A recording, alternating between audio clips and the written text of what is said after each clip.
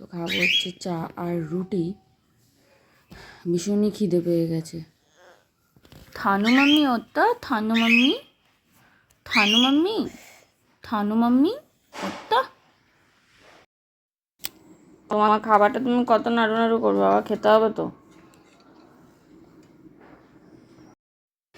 তো এর আগে আমি তোমাদের সাথে শেয়ার করেছিলাম মটরশুঁটির বড়া, কিন্তু আজকে তার মধ্যে একটু ডাল আর মটরশুঁটি দিয়ে করব। তো ডালটা আমি যখন ভিজিয়ে রেখেছিলাম তখন মটরশুঁটিটা ওর সাথে ভিজিয়ে দিয়েছিলাম, কিন্তু এটা প্রতিবার সিদ্ধ করি মটরশুঁটিটা, আজকে সেদ্ধ করিনি। আজকে এই যে ডালটা ভেজানো ছিল তার সাথে আধ ভাঙা করে ঘুরিয়ে নেব, ঘুরিয়ে নিয়ে আমি বড়াগুলোকে ভাজবো। অন্যদিকে পোস্তটা বসিয়ে দিয়েছিলাম, সেটা হয়ে গেছে।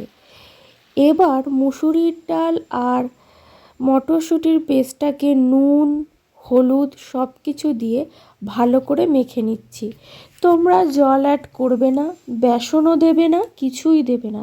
দেখবে খুবই অল্প আঁচে ভাজবে, খেতে কিন্তু খুবই মুচমুচে হবে। আর তোমরা আমার ভিডিওতে লাইক, কমেন্ট, শেয়ার করতে একদম ভুলবে না।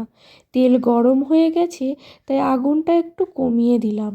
তারপরে ছোট ছোট আকারে বড়াগুলোকে ভেজে নিচ্ছি। আমার এই ভিডিওটি যদি তোমাদের ভালো লাগে অবশ্যই লাইক, কমেন্ট, শেয়ার করে দেবে। আরও নতুন নতুন ভিডিও দেখতে আমার এই প্রোফাইলটিতে ফলো করে রেখো। এ দেখো বড়াগুলো লাল লাল করে ভেজে নিয়েছি, খেতে কিন্তু ভীষণই ভালো হয়েছে।